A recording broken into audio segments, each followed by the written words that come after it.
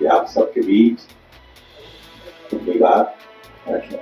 राजधानी रांची के Bhajpa media centre में भारतीय जनता पार्टी प्रदेश अध्यक्ष बाबूलाल मरांडी ने संवाददाता सम्मेलन को संबोधित करते हुए इंडिया गठबंधन और उनके नेताओं पर कड़ी राजनीतिक प्रतिक्रिया व्यक्त की। भाजपा प्रदेश अध्यक्ष ने कहा कि रैली झारखंड विरोधी नेताओं की रैली है। इंडिया गठबंधन के नेता सनातन विरोधी, देश विरोधी और विकास विरोधी हैं। इन्हें जब भी सत्ता में जगह मिले तब ये केवल लूटने और भ्रष्टाचार करने में अपना समय लगाया है।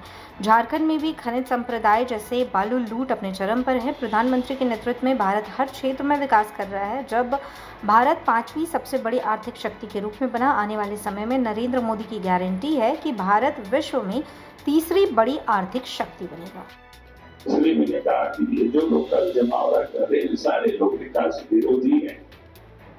अगर इन लोगों ने वास्तव में विकास किया होता, इस देश तो आज कहां से कहां पहुंच गया होता। जो देश के प्रधानमंत्री 10 वर्षों में देश की जो इन्होंने काया कदम के लोगों की जीवन स्तर को इन्होंने ऊपर उठाया, तो किसी से छुपा हुआ नहीं है। बाकी चीजें तो हम सब लोग बोलते रहते हैं और दूसरा आखिरी में कहूंगा कि ये लोगों की जमावड़ा है, जब गठे तो तीन लोगों की है। भारत का तो विरोध करते हैं, विकास भी विरोधी है ये लोग, विकास के लिए सनातन के भी लोग विरोधी है।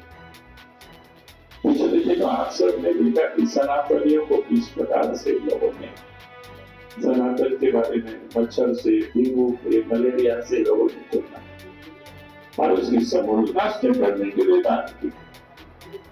और इस गठबंधन के तमाम नेता बिल्कुल चुप रहे, यानी एक प्रकार से मौनक स्वीकृति लक्षण क्या बोलते हैं संस्कृत में संत लोग। तो ये जिन लोगों की चरित्र है और देश के जो कांग्रेस पार्टी इंडिया अलायंस के बड़े लीडर है, वो तो मंदिरों को क्या करते हैं, यानी मंदिर में लोग आते हैं तो लड़कियों को छेड़ने के लिए लोग आते हैं, ऐसा उसका बयान आप सब लोगों ने देखा होगा, सुना होगा। क्या मानसिकता है उनकी, ये हम सब लोग देखते हैं, लेकिन दूसरों के बारे में वो नहीं बोल सकते। और भी ये लोग जाते हैं और भी धार्मिक स्थलों में बाकी लोग भी जाते हैं, लेकिन उसके लिए नहीं वो बोलते। उन्होंने मंदिरों को किस प्रकार से उसकी तुलना करते, राम के बारे में अपमानजनक शब्दों का भी प्रयोग करते। तो इसलिए हमने कहा कि ये लोग तो उन लोगों का जमघट है, कल आ रहे हैं देखा लोग कि भाई एक तो सनातन विरोधी है, विकास विरोधी है, देश विरोधी है, झारखंड विरोधी है। ऐसे विरोधियों का जमघट है, तो मुझे लगा कि झारखंड की जनता के सामने आप सब लोगों के माध्यम से मैसेज को जरूर पहुंचा देना कि वो कौन कौन बता रही है। थोड़ा आगे तुम लोग का चेहरा को भी लोग ठीक ठाक से देखें। बहुत बहुत धन्यवाद आप सबको। भारतीय जनता पार्टी के बारे में सोचते हैं और बाकी लोगों के बारे में उनका क्या सोच होता है, और उतना ही उन्होंने नहीं कहा, उससे आगे भी उन्होंने कहा कि लोग झारखंड विरोधी और कैसे है झारखंड वासी। जब जब इन लोगों का अवसर मिला, भले वो लोग दिल्ली में कुछ लोग बैठे रहते हैं, कुछ लोगों को यहाँ बिठाते हैं, और पूरी सत्ता का समय ये लोग लूटने में लोग लगाते हैं। अब पिछले 4 वर्षों से सरकार पर हेमंत सोरेन के नेतृत्व में रहा साहब, तो आज हेमंत सोरेन जेल में, उसका भी कारण बिल्कुल साफ है, अपने करने का वो मान रहे हैं। तो कहते हैं देहात में जैसा करनी वैसा बात। वही नदी के बालू तक को नहीं छोड़ा यहाँ के लोगों के लिए।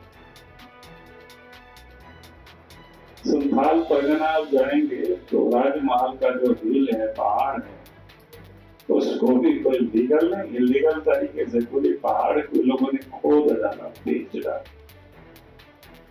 ईडी वालों ने चार्जशीट जो सबमिट किया उसमें 1000 करोड़ की इलीगल पत्थर का खनन हुआ।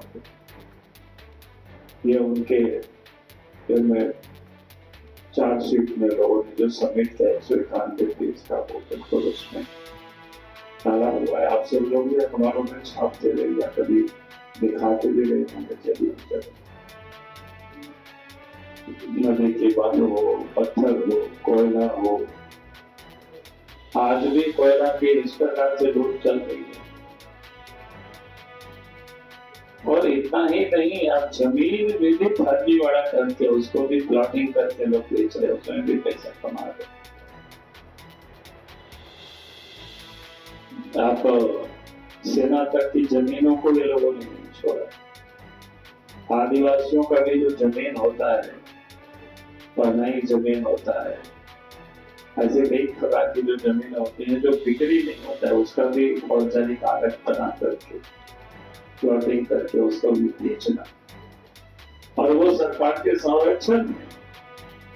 और इसलिए आप देखे हुए कई जो लोग इस काम में धंधे में लोग जुड़े हुए थे, वो सबको भी धीरे धीरे करके लोगों ने पकड़ करके जेल में डाल दिया। तो इसलिए उस व्यक्ति ने जो मुझे बताया कि साहब ये लोग तो सब झारखंड विरोधी है।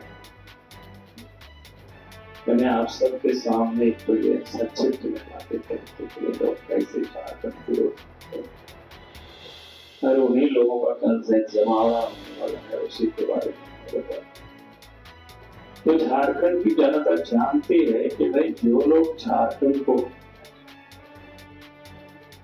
जिन लोगों ने झारखंड की जनता का कभी भावनाओं का सम्मान नहीं किया है, और कल ऐसे लोगों की जमावड़ा, तो भला जनता इस बात पे क्या विश्वास करेगी, जनता इस पर क्या विश्वास करेगी।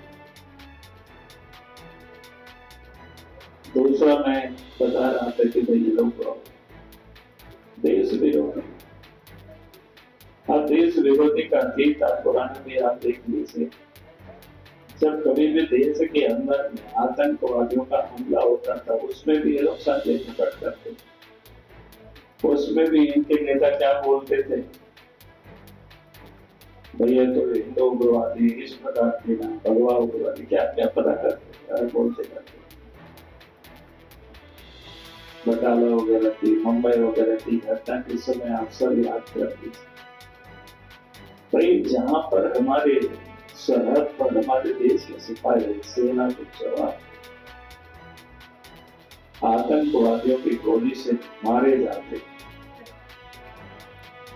और उसके बाद भी इन लोगों को राजनीति करते,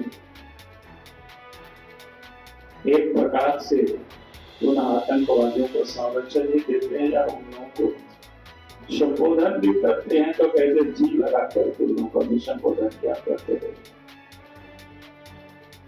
आपने देखा कि पिछले दिनों मोदी की सरकार की कालखंड में जब पठानकोट में हमला हुआ और उरी में हुआ था, ये क्या कहते हैं, सीआरपीएफ के जवानों के ऊपर हमला, उसके बाद भारत के जवानों ने घोष करके मारा था और एयर स्ट्राइक हुआ था। उस समय यही गठबंधन के सारे लोग क्या था, सबूत मांग रहे थे। आश्चर्य, तो इस बात कैसे देश के हित से आप कह सकते हैं, ये लोग सब देश विरोधी, उन्हें देश को लोग कमजोर करने का भरसक लोग प्रयास करते हैं, और वैसे ही लोगों का दर्द जमा है। जबकि दुनिया मानती है कि भाई वहां क्या हुआ। आप देखें कि हम लोग इनके नेता एक है, इंडिया अलायंस के जो बड़े लीडर है, बहुत करके कभी करते हैं मोदी जी को भाई सेना के बारे में बोलते नहीं है, लेकिन उनके पूर्वजों को तो कोई हक भी नहीं है बोलने का। आपने देखा होगा किस प्रकार से 1962 में चाइना ने भारत की बड़ा भूखंड अपने कब्जे में, और उस समय के देश के प्रधानमंत्री नेहरू जी ने कहा था यहाँ तो घास भी नहीं मिलता है। और मोदी जी के कालखंड में तो अब सबने दुनिया ने देखा कि जब गलवान घाटी की घटना हो, फिर क्या बोलते हैं आपके नॉर्थ ईस्ट में, जब अरुणाचल प्रदेश में डोकलाम की घटना किसी में छुपा हुआ नहीं है। भारत की जो सेना है सरहद पर जो प्रहरी कर रहे हैं, एक इंच भूमि के लिए अपनी जान की बाजी लोग लगा देते हैं। तो आज वो लोग ये 24 के मार्च तक भारत सरकार ने जो डिफेंस सेक्टर में हम सिर्फ आयात ही करते थे, अब तो निर्यात भी दुनिया को करते। ब्रह्मास्त्र यहाँ से आपके विदेश को एक्सपोर्ट भी आप तो करने का मतलब ये लोग भारत विरोधी है, भारत को कमजोर करने वाले लोग हैं। भारत वर्ष को भी आर्थिक दृष्टिकोण से लोगों ने किस प्रकार से कमजोर किया था, इसका एक उदाहरण है। आप याद रखें कि 2004 में अटल बिहारी वाजपेयी जी ने जब उनके कार्यकाल पूरा हुआ था, कांग्रेस पार्टी आ गई थी, तो उस समय भारत के जो इकोनॉमिक या आर्थिक ताकत जिसको कहते वो 11वां स्थान पर था। 10 वर्षों तक मनमोहन सिंह कांग्रेस के नेतृत्व में सरकार बनी, जिसके सुपर सीएम सोनिया गांधी थे। मनमोहन सरकार के सुपर पीएम सीएम करे पीएम, और 10 वर्षों में एक पैदा आगे बढ़ पाया ना 10वां पोजीशन। देश के प्रधानमंत्री का 2014 में प्रधानमंत्री का। तो भारत की आर्थिक ताकत जहाँ दुनिया में 10वां स्थान पर था, 5वां स्थान पर है। और आने वाले कल तीसरा टर्म देश के प्रधानमंत्री नरेंद्र मोदी जी करेंगे। तो ये तीसरा बड़ी जो ताकत, आर्थिक ताकत भारत बनेगा, ये मोदी की ताकत है। विकास की पीढ़ी में एक बात बताता हूँ कि वो विकास विरोधी है, और विकास विरोधी मैं इसलिए कहता हूँ क्योंकि हम सब गांव से आते हैं। आप सबकी उम्र शायद कम होगी तो नहीं होगा ध्यान में।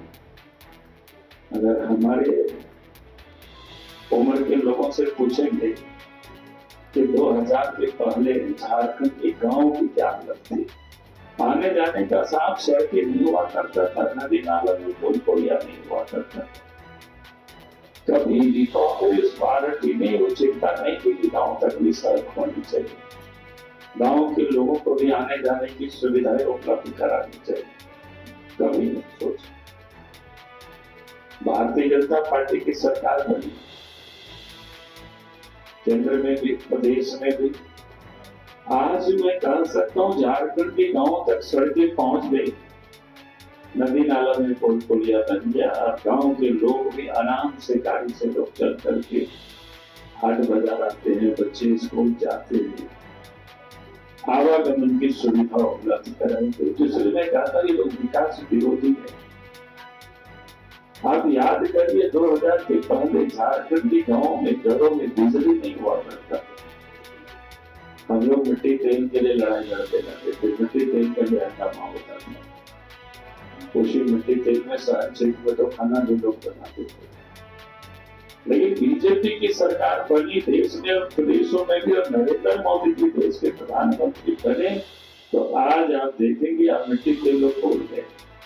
ये अलग बात है कि आज भी कुछ लोग लालटेन लेकर के कल आने वाले हैं सर, तो अलग है। आप कुछ लोगों को क्या करोगे लालटेन लेके घूमने, लेकिन मोदी जी ने लालटेन को भी भुला दिया, बिजली को भी भुला दिया, लोगों को मिट्टी तेल को भी भुला दिया। हम सबके घर में अब बिजली पहुंच गए।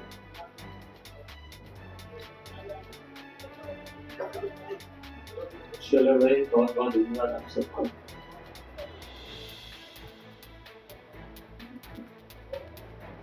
आज आप सब लोग देख रहे हैं कि रास्ते में चलते हैं, चारों तरफ देखते हैं वही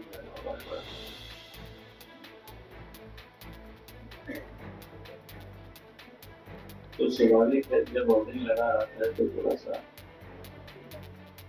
मन में एक कुतूहल भी होता है कि वो क्या रहा है।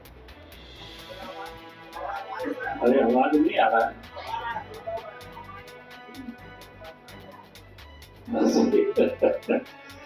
उन्होंने कहा कि माइक से आवाज नहीं आ रही है, कैसे हो सकता है?